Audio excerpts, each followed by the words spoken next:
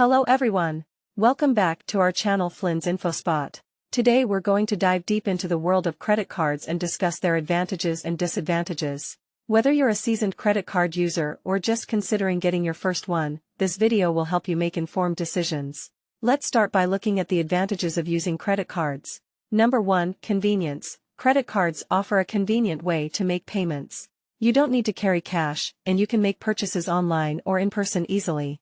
Number 2, emergency fund. They can serve as an emergency fund when unexpected expenses arise. You can use your credit card and pay it off gradually.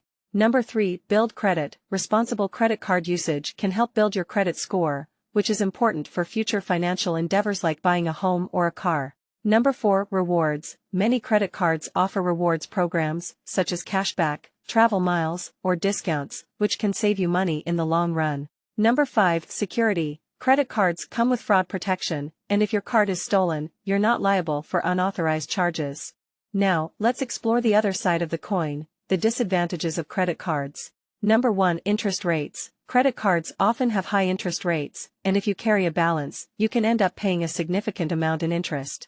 Number 2, debit accumulation. It's easy to accumulate debit if you're not careful with your spending. Minimum payments can keep you in debit for a long time.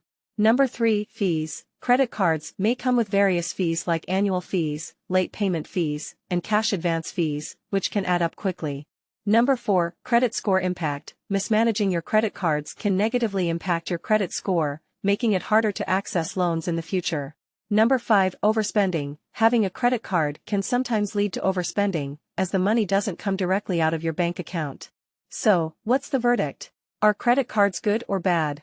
Well, it depends on how you use them. If used responsibly, credit cards can offer great benefits, but they can also lead to financial trouble if not managed wisely.